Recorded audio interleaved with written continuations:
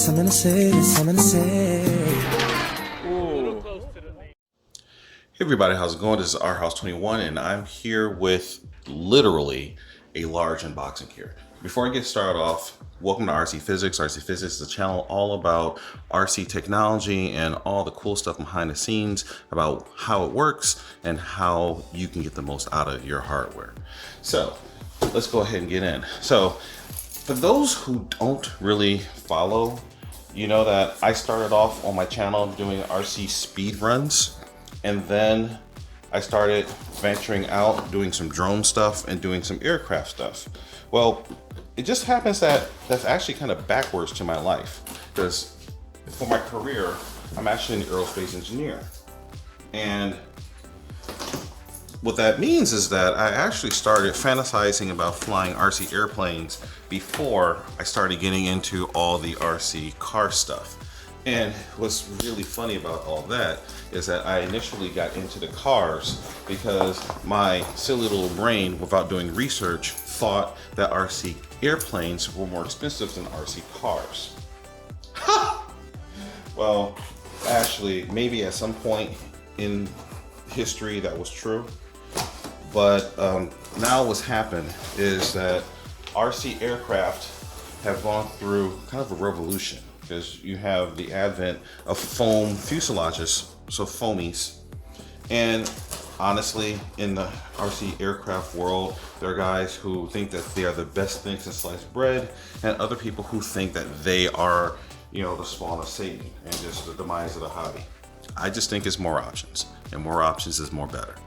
But really what that means is that now you are able to get aircraft that used to cost thousands, literally thousands of dollars for a few $100s. So what's in the box here is actually something special. So I actually was browsing eBay because I've been drooling over one particular RC aircraft for a long time. And actually I've been drilling over a whole class of aircraft for a long time. Like I said, I'm an aerospace engineer, so I like jets. You know, I've never really been a big propeller person. I'm of a generation where I grew up with jets being the technology of choice, and I like jets. But real RC jets, meaning gasoline or actually kerosene burning turbine motors, are expensive. Like real driving around sports car expensive. And I just couldn't justify spending that much money on anything like that. Fast forward with the advent of the foam planes and the revolutionary technology that came through with electric ducted fans, EDFs, all of a sudden you can get real life jet performance with similar flight times to the fuel burning jets for a fraction, literally a fraction of the cost. So I was on eBay cruising around looking at a particular plane I've been looking at, this has been drooling over for a while, and I saw a deal that was just too good to pass up. So let me just go ahead and open it up and I'll talk about it. Ooh. So what we have here, and let me turn it so the camera can see it. This is an E-flite Viper jet. So this is an electric ducted fan. It's an EDF. This plane is capable of around 100 miles an hour, but it's also capable of dropping its flaps down. I'll talk about that later, but basically flying at very, very, very slow speeds. But in addition to that, it has what E-flite calls safe technology. What that is basically 3-axis stabilization. Actually, it's 3-axis or 6-axis stabilization. I'll talk about what that means in a little bit. But the bottom line is that there's a little computer on board here. And if you get the bind and fly version of that, and basically that is a version that has a little set of accelerometers and gyroscopes built into the receiver. And that version lets you have a built-in flight computer on board that will basically act as your autopilot. They also sell a dumb version, and they call that the plug-and-play version. That one you bring your own receiver. But the plug-and-play version is only $20 cheaper. So it's actually better off in many cases to buy the bind and fly, and if you don't plan on using it, you can sell the safe, capable receiver on eBay and make some of your money back.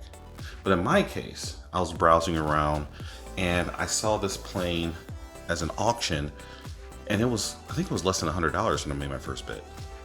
And I saw it. I was like, there's no way this is going to go for a reasonable amount. So then I said, screw it, I'll make a bid up to 150 bucks. Thinking that there's no way it's going to go for 150 bucks. Turns up it went for 150 bucks. But there's a reason why, and I'll show you that. But first, let's go ahead and open this bad boy up.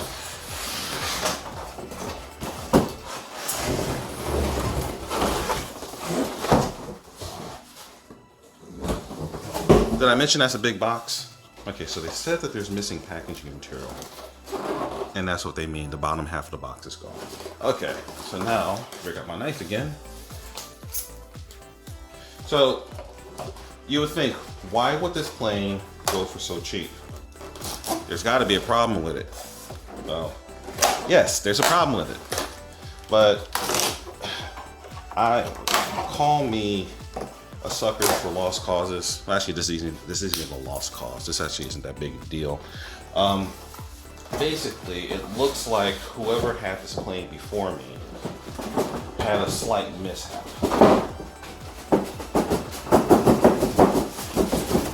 And as an engineer, I learned that the majority of air crashes are people flying perfectly good planes into the ground. Well, it looks like the person in front of me took this aircraft and flew it nose in and basically broke the nose off the airplane. I'll tell you one thing, they did a good job packaging this thing up, but I had to break out my knife every couple seconds. Okay, so let's...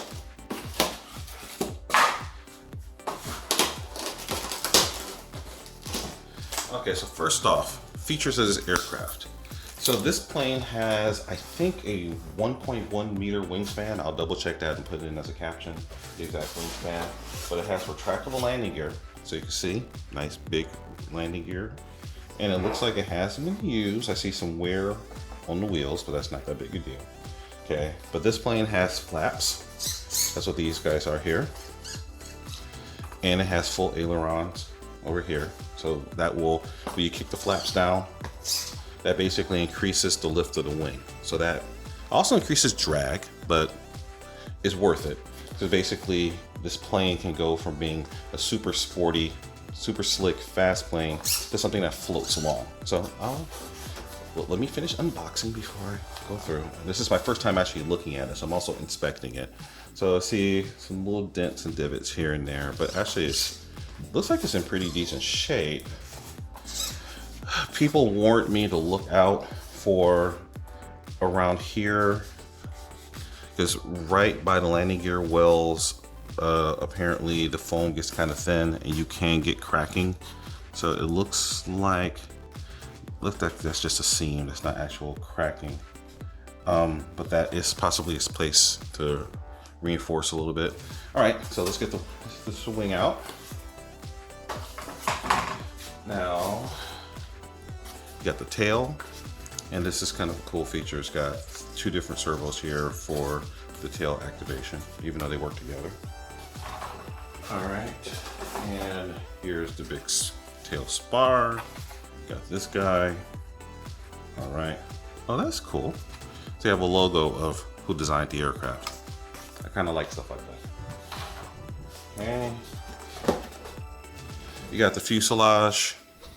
Now, I'm not going to make comments about their choice of, what the guy looks like. I probably would have preferred just go ahead and have his visor down, because you don't necessarily want to make an assumption about who's going to be buying your plane. Just saying, like, we don't all look like this pilot, but it's all right. Okay, that's a detail. Ignore me. All right. Okay. And, actually comes with the instruction manual. I was a little bit worried about that. Sometimes you never know what you're going to get. Okay, what we got? It just looks like we're in the packaging. And hardware. Apparently this plane bolts up with literally just a handful of bolts. And I see 1, 2, 3, 4, 5, 6, 7. 7 screws. I think this is all I need to assemble this aircraft. All right. And ta-da, here's the fuselage. And this is the reason why the plane was so cheap. So you can see right up front, it looks like this plane met with an unfortunate impact with the ground that just snapped this front, basically snapped the nose right off. But whoever fixed it did a pretty solid job of repairing it. So that looks like a pretty solid repair. So, and so I can go around, I can see all the way across. It was a clean snap, but pretty solid. I can feel the glue. This looks like foaming Gorilla Glue. So white Gorilla Glue, or maybe even foam tack. But whatever it was, it looks like it's nice and solid. But you've got a little peeling up of this little protector here. Again, that's no big deal. I can just use some glue, stick that back down, maybe hit it with a heat gun to make it lay flat. Not a big deal. All right. Okay, so actually, I'm actually not too, I'm not too discouraged by this. This is actually pretty good. So again, it's definitely been used, obviously, but you know, it looks like the landing gear's in decent shape. This has nose wheel steering. You can see you got a separate servo up here with a linkage. So it looks like this is pretty good condition overall. So if they went through all the process of gluing this down, I don't know why they didn't glue this back in place properly. That's just a little odd.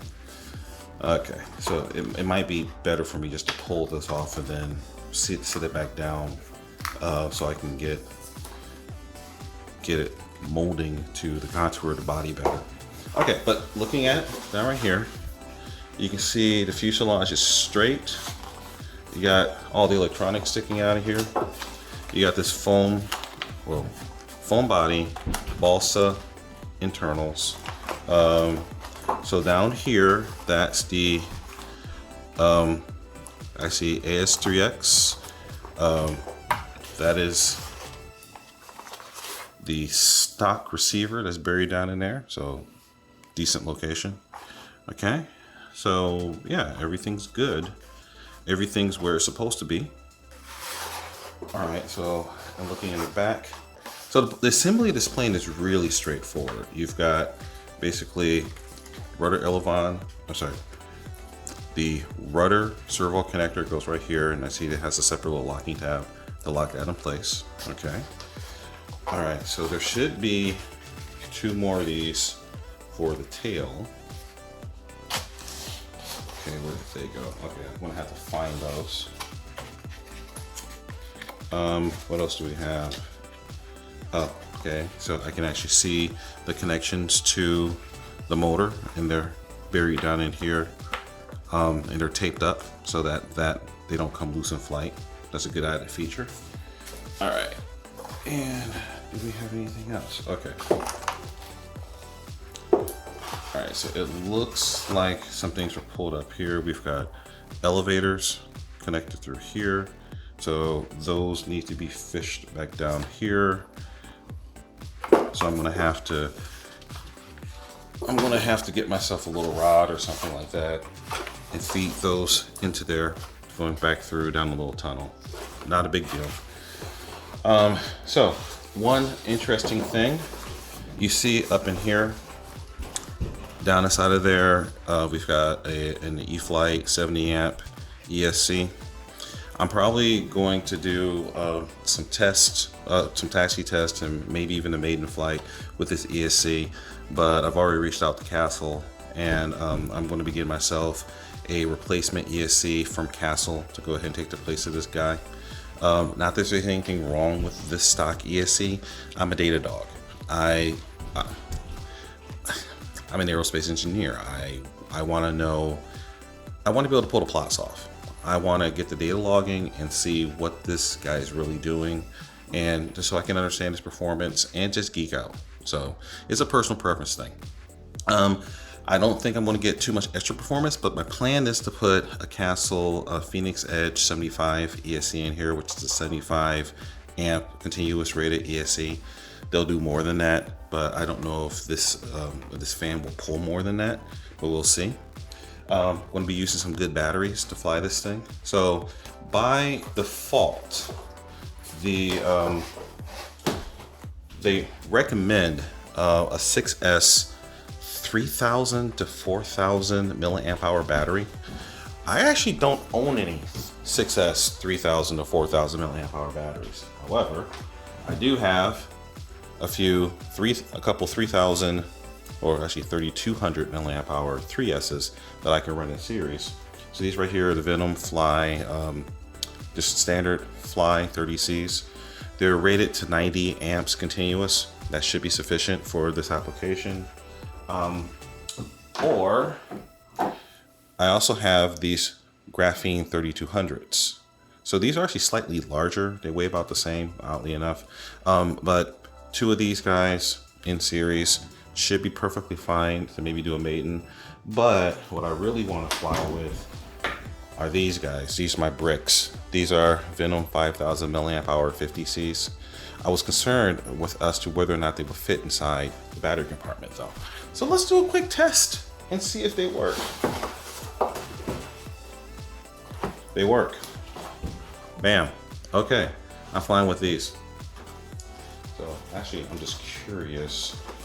Plenty of room. I can have them fit this way, or I can have them fit this way. This way is probably better.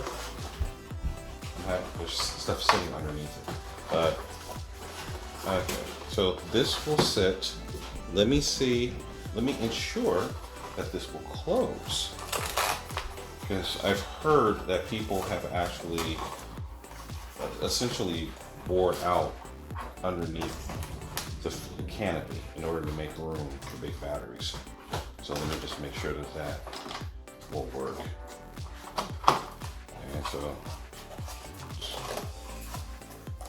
put this down temporarily here. It's not flying, I'm just holding it in place.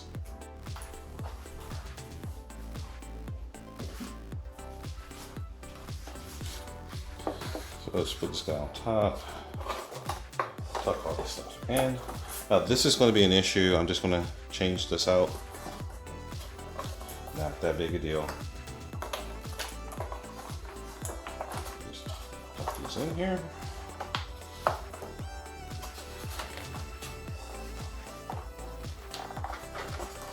Get the wires down. And ta-da, she closes. Okay. Oh, and I see another little evidence of damage here. This guy here. Oh, okay, so I do have a slight issue. The bottom of the foam does butt up against here. It's not going to close fully, so I'm going to have to do some trimming. Actually, no. What I'm going to have to do is make some adjustments up front. Yeah. That's interesting. Here, this is peeling away. So I don't know if you can really see this here. This isn't fully secured to the canopy. So it's actually pulling away. So it's bending down, popping up the canopy a little bit. Again, not a huge deal, but what I need to do is just go in and just put some adhesive underneath. So yeah, I'll figure that out. Probably some hot glue on that. Probably secure just fine. Okay.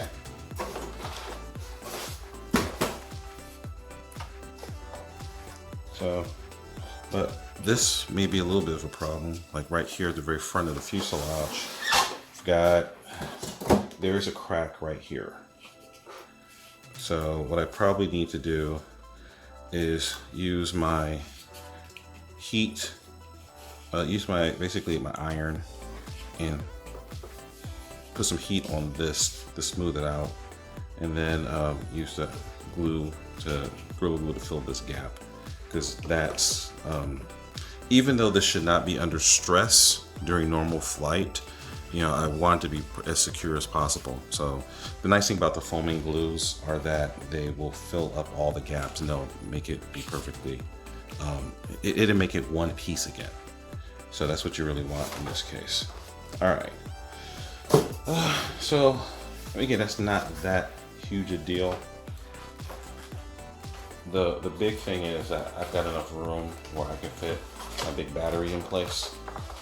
That's one of the nice things about that big Venom 5,000 milliamp hour battery. Even though it's a huge battery, it's not as big physically as some of the others of that capacity. So yeah, that's the thing. So, and I think that some of this may be the repair job. Actually, no. Okay. So yeah, once I secure this front piece more, it'll sit down the side of here better. So this is gonna have to come down some, and this is gonna have to come down some. So it looks like when it crashed, it popped up the adhesive here, just made the whole thing bend a little bit. Okay, so I'm not sitting perfectly flush, but it's not gonna be terrible. Okay, so, all right. So it looks like I have a plan there. All right, so I'm actually going to, you know what? I'm gonna grab a screwdriver and I'm just gonna go ahead and throw the wings on it just to take a look at it. All right, so I'm gonna pause for a second. I'll be right back. Okay, so to feed these elevator cables through, I actually took a USB cable and I'm gonna tape these together here.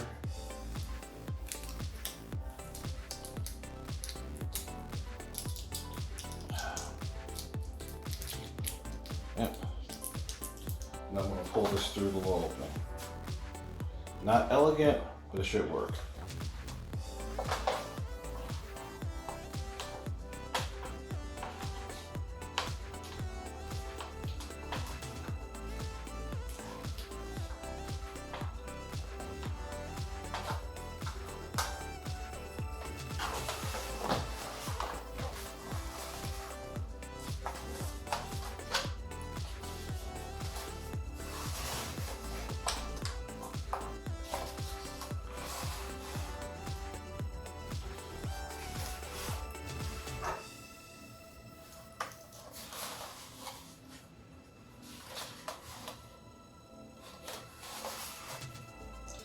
The tricky thing is getting this past the ESC.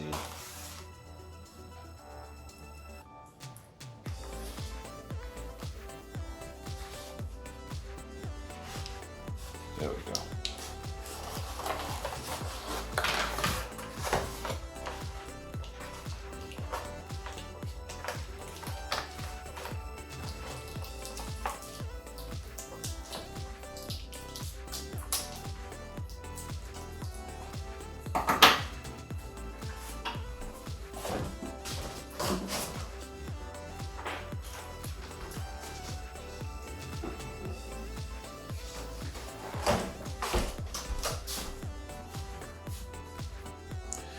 So I made a discovery, and I need a total of 11 screws to put this plane together. And they gave me 7. So I need 4 more. Fortunately, I just happened to buy a kit of spare screws just for this type of event. If you're into this hobby, you should just spend 20 bucks and get yourself some screw kits off Amazon or online wherever you buy stuff. It will pay for itself many times over. All right, so I've got these guys on top. Let's go ahead and plug these guys in. So again, I've got the rudder and the 2 elevators, and it doesn't really matter which way you plug in which elevator. So I will go ahead and put these in. Go ahead and put in the plugs.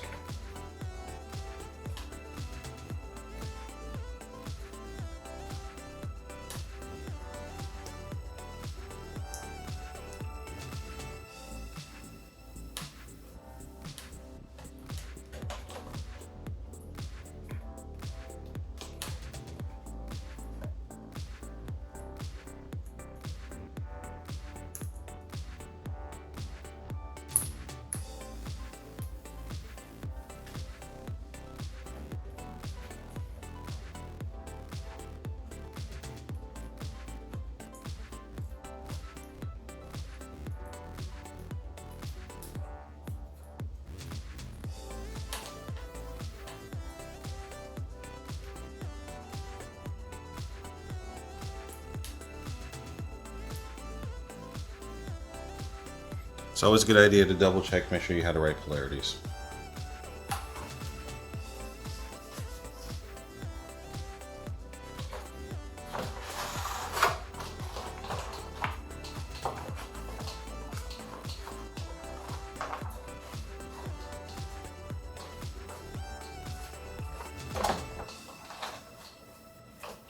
I'm pulling the slack back down. And now, just make sure that these go into the holes.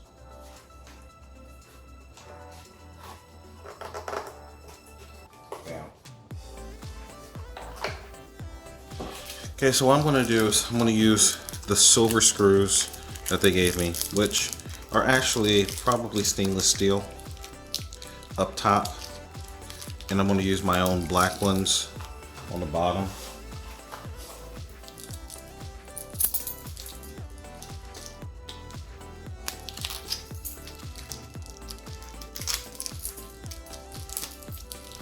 So in theory, at least, the stainless steel is going to be superior because stainless steel doesn't rust. So I probably should use those on the bottom because they're more likely to come in contact with things that are wet, meaning grass. But I'm just doing this strictly for cosmetics. I mean, this plane should not see very much water exposure. It's a plane, come on now. If it's wet outside, you're not flying, especially a plane like this. 2, this is like unwrapping a very, very, very evenly wrapped Christmas present. 3, 4, 5, 6. Last one.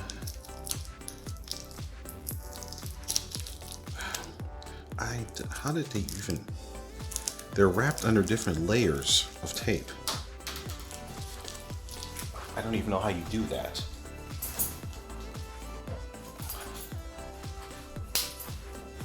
Okay, 7. All right, these are 13 by 16. Sorry. So these are 3 by 16 screws. So let me grab 4 more 3 by 16s. Bevel head. So they'll sit nice and flush. I do like the fact that they chose to have consistent hardware. That's actually kind of a cool thing. All right. So at this point, I would break out the power tool, except for the fact that I'm going plastic, or I'm going into plastic, and you really don't want too much force on these screws, because you don't want to because these are anchored in foam. If you go too hard, you can literally rip out the anchor points. Even though they have nice little plastic receptacles on the other side, you don't want to risk it. You just need these nice and snug. So after I get everything down, I'll go back and I'll reset. Go back one more time, just to make sure everything's sitting nice and secure and it's nice and snug. But if you watch any of my assembly videos on other stuff, like with the RC cars, going into plastic is definitely something to be careful about. And going into foam is something to be terrified about, because if you mess it up, I mean, you can use Gorilla Glue or something like that and patch it up, but it's better just not have to deal with it. You know? Just do it right the first time. Okay, so sorry for the extended break.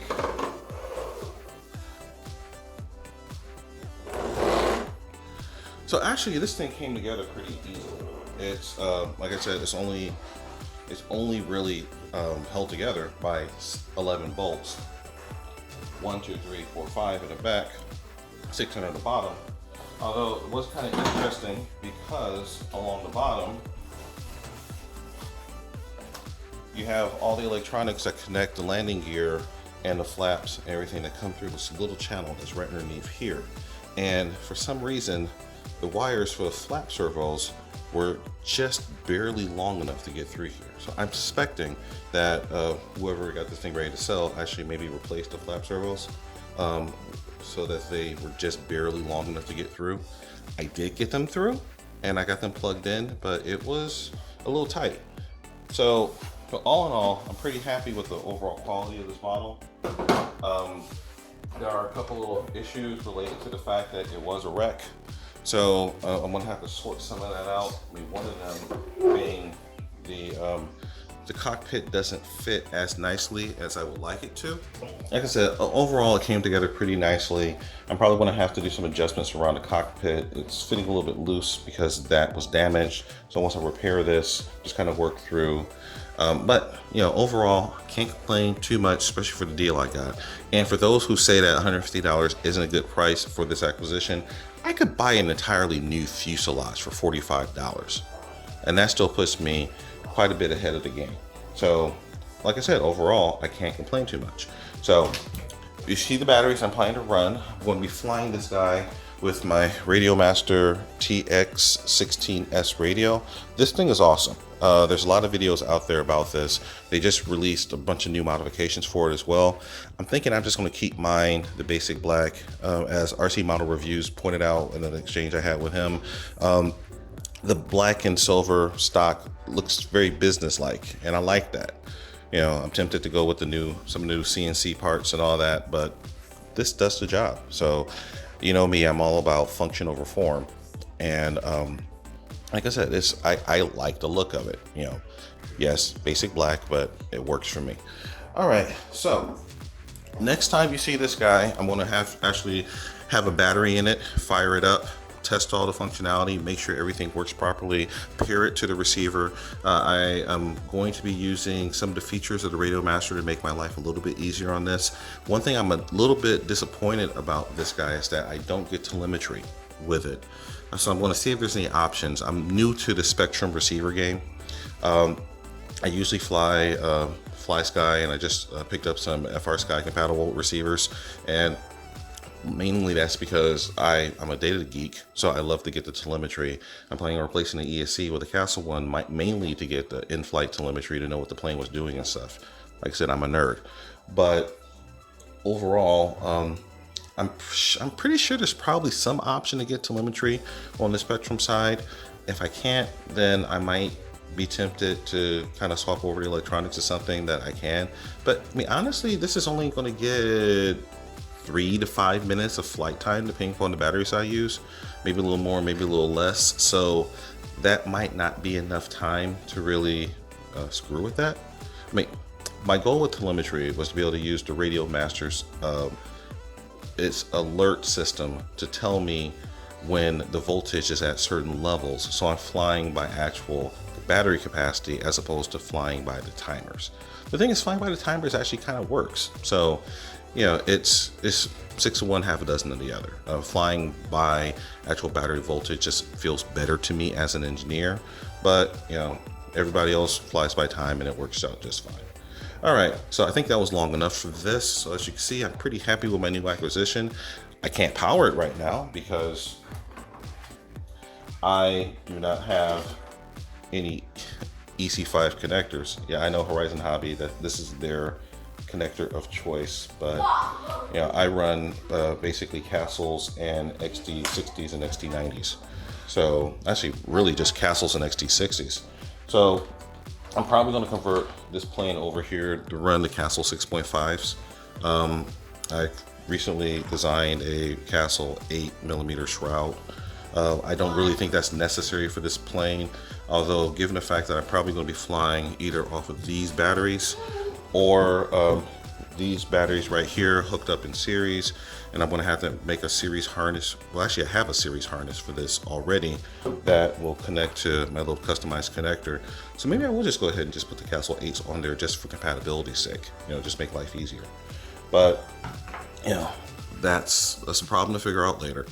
All right guys, like I said, this has been long enough, but this has been kind of cool. I'm really happy with my new acquisition. I can't wait to hear it spin up, see it taxiing around, and then get it into the air.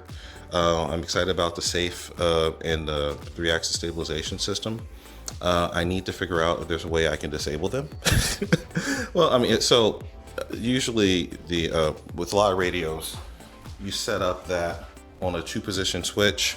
So you basically are flying with safe enabled or A3X, their 3-axis stabilization enabled. So basically you always have an autopilot in a loop. I need to check the manual to see if there's a way to go full manual. these airframes are supposed to be really nice to fly fully manually. So I kind of like to have 3 states if I can. If not, apparently the A3X isn't too terrible. But that might be a reason to, again, swap out the electronics later. But, you know, right now, crawl, walk, run, or as I always say, remember the mantra, fly, fix, fly. Break it, fix it, and do it all over again. And as you can see, this plane has been broken, it has been fixed, and I need to do a little bit more fixing, but hopefully I don't have to do that all over again.